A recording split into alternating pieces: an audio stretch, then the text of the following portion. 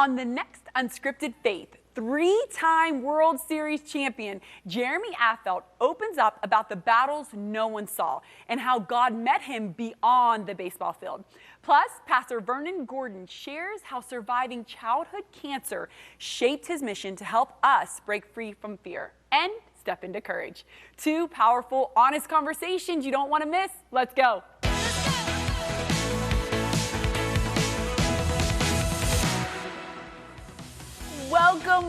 Welcome to Unscripted Faith. I'm telling you something, I am ready to go today. We have two true champions in the faith and champions on ball fields. Three-time World Series champion and former MLB pitcher Jeremy Affeldt delivers a candid and deeply personal reflection on the battles he has faced beyond the baseball field.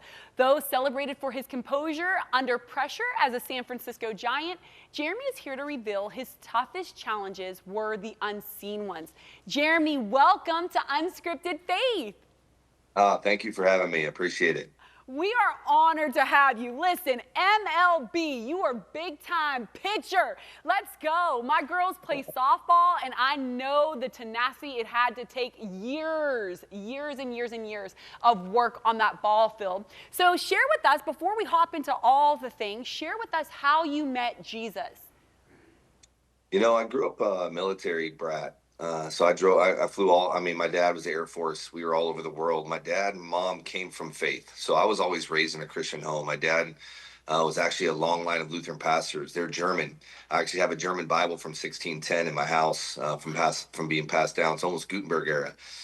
So it's been in our long lineage of families, you know, for a while. My mom comes from a Southern Baptist family. So you got a Lutheran and Southern Baptist marrying each other can be an interesting scenario.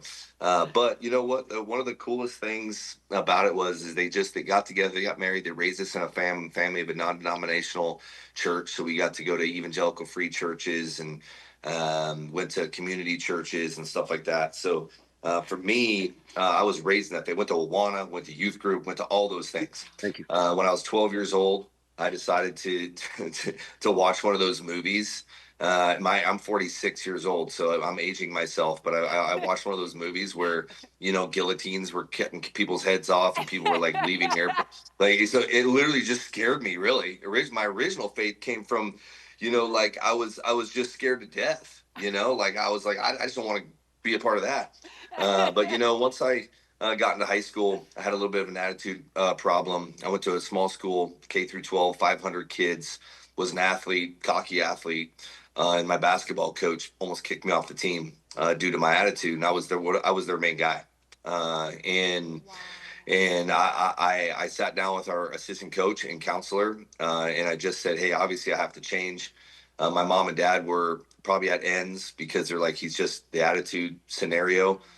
He took me through scriptures and I went through some anger stuff that I was dealing with. And you know, I think I truly found Jesus at that moment in my life. And it wasn't about fire insurance. It wasn't about, you know, just, trying to be holy. It was about trying to live my life through who Jesus how he wanted me to live. When I signed for pro baseball, I signed at high school at 18 years of age. And I lived in Spokane, Washington, and I got sent to Fort Myers, Florida, which is the complete opposite ends of the United States, literally. And I had to find faith on my own. And my counselor actually told me, he said, your faith is now about you, not about your mom and dad, not about the church that your mom and dad took you to. This is going to be your faith. Yes. And it's going to be up to you. And we had Sundays off in rookie ball in the minor leagues. And I found a church and I just started attending, and I started reading through the New Testament and read word for word and started attending church. And I just let Jesus do it. I didn't I didn't have any kind of legalism behind any of it. I just let Jesus say, hey, this is the relationship that I want you to have with me. It's literally my relationship with you.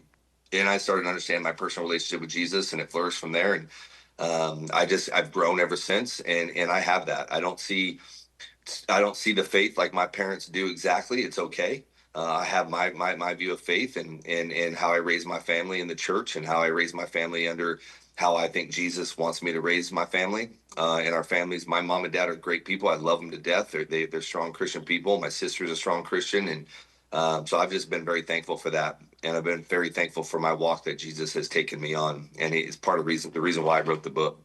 Wow. I mean, it's truly incredible how the Lord just pulled you by his spirit to his arms and you owned your faith. So as this young kid, you go into the major leagues, you're doing the baseball thing. I mean, World Series, composed under pressure. But what happens behind the scenes begins to expose some things within your own heart, and you had to journey through that. Share that story with us. Yes, ma'am. Baseball is an interesting sport. We're gone a long time. We're away from families, away from our families 2 weeks a month. We're traveling a lot. We're in a clubhouse with a bunch of guys. So it can be fun, but it also can be trying. It tries on your spirit. There's a lot of scenarios, temptations that come involved with that. And I surrounded myself with a lot of good men that were accountability partners of mine, good friends, guys that looked at families the same way. Most of them looked at faith the same way I did. And so it was a really good time for me to stay strong with brothers within baseball. And baseball is it's a hard sport mentally, and you go through a lot of scenarios that way. And I always look back. When I started writing the book, I actually took time to look back at what baseball did teach me, the storms that I did go through, my childhood storms, just the scenarios that baseball taught me about life, uncontrollables and uncontrollables, and really trusting God. You can't guarantee success on a baseball field. You can't. It's not like it's an A to B equals C scenario on a baseball field. There's a lot of things that go into play on things going your way, health of your body, being healthy, executing certain scenarios, you having teammates that are executing scenarios behind you, all make you a success. But in the end, it's truly, you have to trust God. You have to believe that God has a plan for you and he's going to work this out. Whether you have a long career in baseball or a short career in baseball, that is all up to God.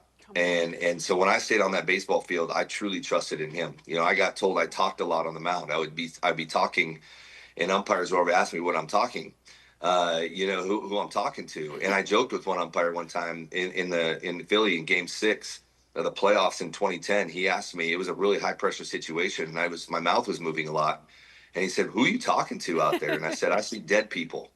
And he looked at me and he's like, "I'm not even going to respond to that." He walked off, but he got it. I talked to him afterwards. I said, "To be honest with you, man, I pray a lot. I pray a lot when I'm out there because I need wisdom and I need understanding, and it's a lot of pressure. And I just ask God for guidance. I ask for wisdom, and I ask for calmness and peace." And so that's kind of what I learned a lot. And then when I hit my actual storm after I retired is when I looked back on baseball, and he showed me that he was preparing me for this storm, and this storm was preparing me for other purposes in life that I'm going to have. So it kind of all worked together, and my faith has been a big part of it. Wow. So what were some of those storms, Jeremy, that you went through that you were able to apply those moments of praying on those high pressure, situations to what you were walking through at the time? So one of the things I looked at was failure is a shameful word. I do not believe in the word failure. I believe in teachable moments, and I believe in successes. And I believe that God takes you through both. I think he gives you he lets you ride these waves, and he in biblical concepts, there's biblical principles on how to be successful.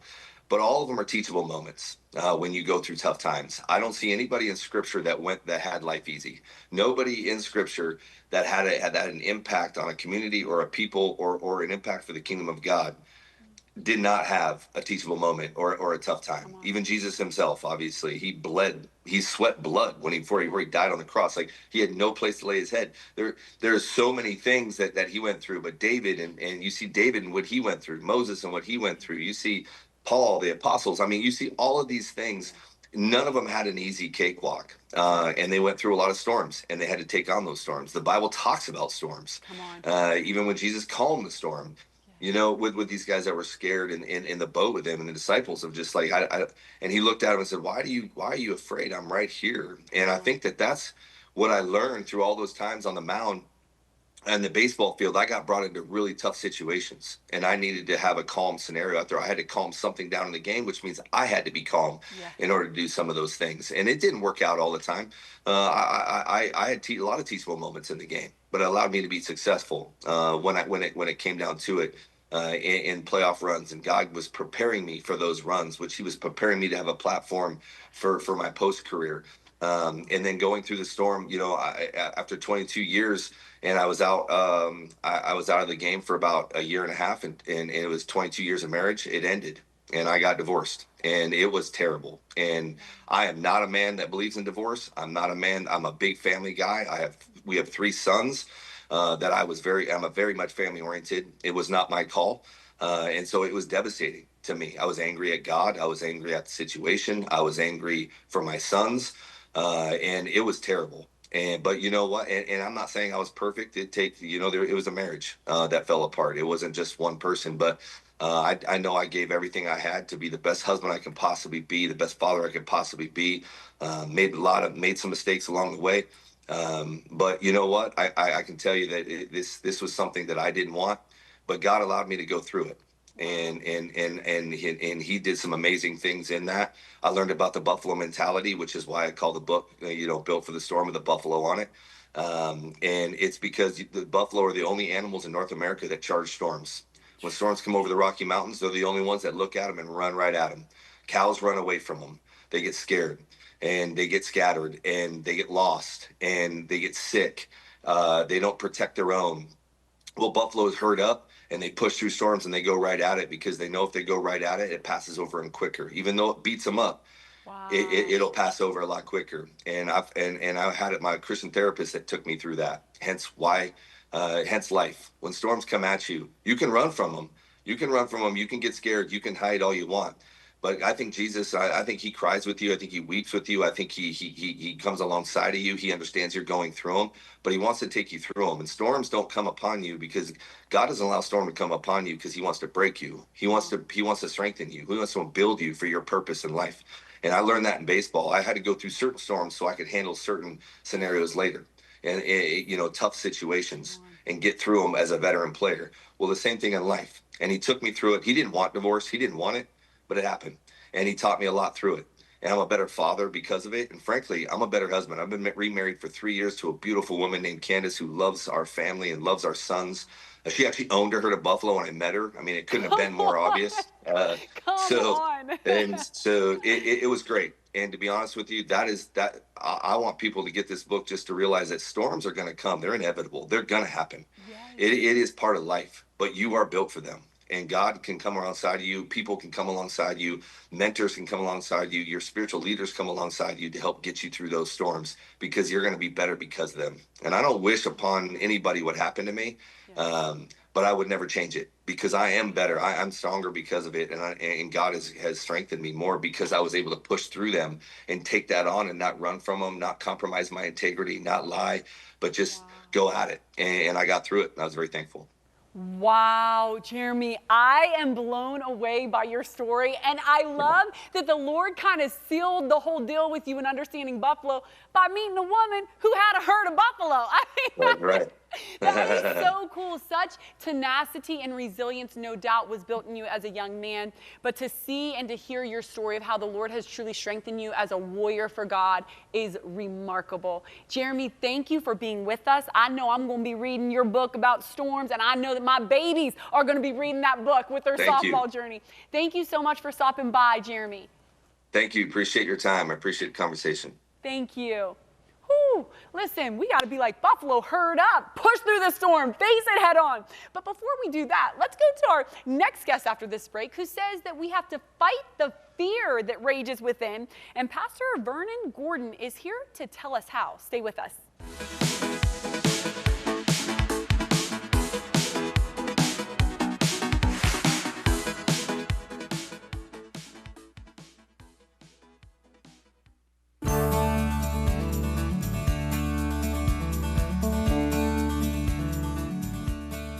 How do you navigate a new season? I would say simply remain. Remain in God's presence. God is the one thing that will never change. And when you have a hard decision to make, remain in God's presence. He will guide you. When you're afraid, He will empower you. When you're exhausted, remain. He will give you rest. And when you're going after a God-given desire, remain. He will establish your steps. Jesus tells us in John 15:5, I am the vine, You are the branches. If you remain in me and I in you, you will bear much fruit. Whether you're in a season that's filled with joy or one that's filled with deep loss, remain in Jesus and watch what he will do.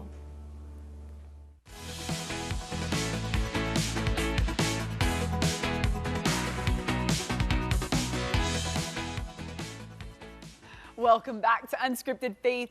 Diagnosed with bone cancer at the age of 10. My next guest says the paralyzing grip of fear stops us from fully living the life God called us to, and he certainly experienced that. Pastor Vernon Gordon is the founding and lead pastor of The Life Church in Virginia and is here to give us practical tools to fight fear. Pastor Vernon, welcome to Unscripted Faith. Excited to be here. Thank you so much for having me, and looking forward to this conversation. We are honored to have such a warrior, 10 years old, fighting cancer. Take us through your story. Well, as you mentioned, I was diagnosed at 10 years old, had 2 tumors, 14 surgeries, 3 years of chemotherapy. They told me I would die 3 times on the journey. I had surgery almost every year of my life from 10 to 22 years old. And so I kind of grew up with fear, kind of always riding in the passenger seat of my life. Wow. It was my norm. It was kind of like the co-pilot of the journey. But I had to learn at a very young age first how to have a faith for myself, but also how to rely on the power of community and the power of the gospel to kind of navigate these uncertain seasons. And but I was a hospital kid for sure, but God showed up in the middle of the season for sure. Now, were you raised in a Christian home, or how did you meet Jesus in the midst of all of this? Yeah, so for me, I was raised in a house that my parents grew up in church. My dad was the choir director, my mom was the youth leader, all of the things. But one of the things that was very interesting for me was, you know, when my parents, by the time my parents, when I got diagnosed, they were separated. So I was navigating a home that was going through a major transition. Simultaneously, I was trying to figure out what my faith looked like with this major diagnosis. You know, well-intended believers would come visit the 10, 11, 12-year-old kid, and they would give me encouraging words. But I was having to learn what my faith looked like for myself. And so I like to say I had 2 encounters with God. I got saved and gave my life to Christ when I was about 9 at a youth conference, and somebody was preaching, and I said, man, I want to give my life to Jesus. But I would say around 15, towards the tail end of my chemo treatment, was when I had a renewal in my faith for myself. I said, God, I've seen you for myself. And I want to give you my life, not because I grew up in church, not because it's what my mom does or my grandmother does or my family does, but I actually want to give this life that you have saved.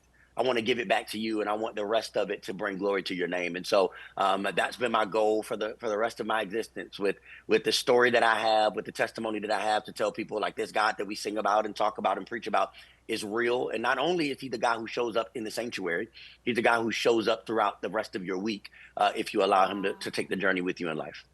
Wow, come on. So at 15 years old, you really met Jesus. He became everything to you. How did you face this fear? Because we're not talking about, afraid of spiders or snakes. I mean, you're facing Right. the ultimate fear as a young kid. How did you do that, and how can we apply some of what you've learned? Yeah, I think there were 2 major things that I learned. Now, the first thing I like to always say when I talk about this is, in writing this book, I did a ton of research. And, you know, anytime you write a book about unlocking courage and overcoming fear, people are like, okay, what's the secret sauce? What's the silver bullet? But I interviewed hundreds of people, athletes who had played in the Super Bowl, coaches, entertainers who had sang and performed in front of millions. And here was the common denominator, that nobody is fearless. But we all can learn to fear less. And so this is not a silver bullet to not having fear. Here's the real advocacy, that fear shows up in all of our lives, but we get to choose what seat to put it in. That fear doesn't have to drive your life, but you can put it in the back seat and says, no, my courage, my kingdom principles, my faith in God, and my belief in who he's called me to be can be the driving source of my life. So the first thing I would tell anybody is, man, just having, there are 2 big things I learned in my research. Number 1 is your confidence in the character of God is a game changer. And people always are like, not just my confidence in myself, but my confidence in the God who created me did not bring me this far to leave me. that the God who created me desires good things for my life. And so that is a game changer. But the other thing that I really learned that is a key to sustaining your courage in the midst of fear is great community. I think one of the things that I say in the book is becoming brave is a personal project, but staying brave is a group project. And if you look at somebody like David's life, for example, like we give David a lot of credit for these moments of great courage and victory.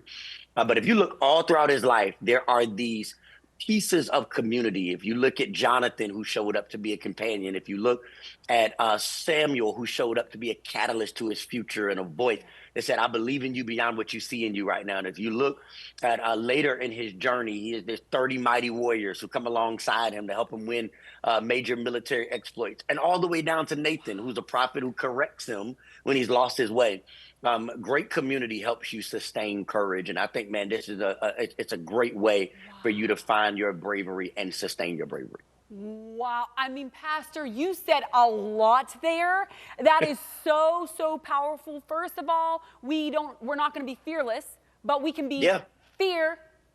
We can fear it less. Okay. So take me down. And I love that. I love that you said it's both individual, right? We have to have bravery, but then also to sustain it, it takes community. When you were a kid, and I just go back to that moment, obviously there have been many other times that you have to do that, but I go back to that because that's the biggest thing that people face, right? You get this cancer diagnosis, it's life or death. In those moments, was there a scripture that you held on to that reminded you of the character of God and that he was for you instead of just, oh, this is who he is, but he actually is for me? Yeah, the two passages. You ask the pastor one, and he's going to give you 2 points, right? So,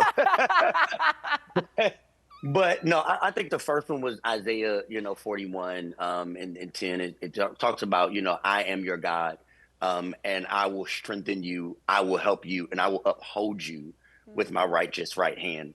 And I think that kind of faithfulness of God, that promise of God, that I will strengthen you, I will help you, and I will uphold you. I think that's what I mean when I say, part of what gave me a settling, right, even at a young age, was I don't have to be stronger. And I think this is the illusion that we kind of face our fears with, is how can I get stronger? And how can I get wiser? And how can I get better? And I'm not saying that we should not aspire to learn and to grow. I think all of those things are valuable. But I think when you're really in the weight of life, right, when you are really navigating the stretching and the challenges of life that we all may find, and maybe it's not cancer for you, but maybe it's a family challenge or an emotional challenge, there comes a point where you're like, man, I don't have it in my own strength. And I think that passage really reassured me that, hey, when I don't have it, God has it. And he has me in his hands. And if he has me, the story I always think about when I talk about it is my dad is a former Marine. And the way I learned to swim on one summer day is my cousins all could swim. And so they were going back and forth from one side of the pool to the other. And my dad got tired of me sitting in the shallow end. So my dad, the Marine in him, pulls me out of the shallow end. Some of you know where this story is going, right? He takes me to the deep end and he throws me in. he's like, go for it. And I'm just like waving my hands. I'm like, come on, man, pull me out of this. And my father leaned over the pool and said these words: I love you and I will not let you drown. Wow. And I think that reality for so many of us is the encouragement, is that sometimes we feel like, God, you're letting me live in this deep end of life, this deep end of emotions, this deep end of pain. When are you going to pull me out? When are you going to rescue me? When are you going to change it? And sometimes God is just like, no, I'm strengthening you in it, and I'm not going to let you drown. And so that passage was a game changer for me. And then the other one that was really encouraging was Philippians 4:13. I can do all things through Christ that strengthens me. But when you read the context around that passage, what was really encouraging to me was when you read it in its entirety, Paul is not saying that I can just be strong and I can just do things in my own ability. What he's really saying is I've learned the secret of life, to be content in every season, whether I have much or little. But like, contentment is the secret sauce to living life well. And so part of it was like, hey, I have all metal in my right leg from my knee up to almost my hip. I limp. And it was just like God saying, hey, and can you be content? And I have learned that contentment is a key to a life well lived. And so those are two passages that really guided me: confidence in God and contentment in my life situation. Wow, those are powerful. I mean, you can tell you're a pastor. I'm ready to come to your church and be preaching. So good. I love that you shared that story of your dad saying, I love you, I'll never let you drown. And you bring up a really good point, because I do believe that a lot of people, when they're suffering, when they're going through pain in their body specifically, I think, and also heart pain, they feel like God has abandoned them. They know it. Yep. They know that he doesn't because they read it in their scriptures, but they don't know he doesn't. How do we allow our community in to maybe sustain us in the truth during those difficulties when that turnaround doesn't come? Yeah, and I love what you just said, because sometimes, we have to learn to live in our humanity, and to acknowledge that things don't always happen the way we want, and things don't always happen as quick as we want. That's a really big one. And so you're absolutely right. I think there are a few things that I would say to somebody who's saying, how do I let people in? How do I navigate that? And I found them to be 3 words: transparency, vulnerability, and accountability. Transparency is what I let people see. So do I let them see my life for real? Like, do I hide certain parts, like certain emotions? Do I put on the mask? But transparency is, what do I let people see? Vulnerability is, what do I let people feel? We're good sometimes, and we can be my wife and I can sometimes be riding in the car, and we both have this moment. How you doing? And we say, I'm fine. Like, fine. Oh, no. Don't say just fine. What does that mean? What does that mean? There's more in that fine, but we can do that with a lot of people, with friends, with family, and people who love us, and I'm fine. And fine sometimes is a mask for, hey, no, unpack those feelings, and people can help us. And then accountability, what do I let people hold? That I'm not called to hold it all on my own. So I think those 3 layers are a great metric and litmus test for me and for others. The other thing I would just say is, the way you allow people to come into the situation is allow, really understand that as you walk, Ecclesiastes talks about this, right? As you walk with people, that, partnership is the key to power. Every great athlete had a coach. Every great entertainer had feedback, right? And so I think we have made up in our mind, sometimes in our culture, that we can figure it all out alone. And I think God is inviting all of us to know that you don't have to. And there's more power when you do things in partnership. Last 30 seconds with you. Tell me really quickly. We just heard Jeremy talk about being like Buffalo and run into the storm. How do I access that fearlessness to be able to go through the storm? Yeah, I would say first thing you got to do is make sure that you have a daily rhythm of sowing faith into your life. If you can sow faith before you experience fear, it's a game changer. Devotion, prayer in the morning, etc. Number 2, I would tell you, become more comfortable with failure. Failure doesn't mean you lost. Failure means you had an opportunity to learn. And when you reframe failure, you can reframe your future. Last thing is this: don't get too familiar with the past. The reality of it is, entrances into new seasons require exits from old ones. Don't let the familiar keep you from the foreign, because the foreign may change your future. Pastor Vernon, that was incredible. You are absolutely remarkable. We're so thankful for the gift of God in you, and thank you so much for stopping by Unscripted Faith today. Thank you so much for having me. Y'all need to get his book. I mean, that is clear. Let's be like the buffalo. Let's face the storm, go through it, fearless. Not completely fearless, but just less of that fear. Cornerstone Television wishes to thank all our faithful viewers whose consistent prayers and financial support have made this program possible.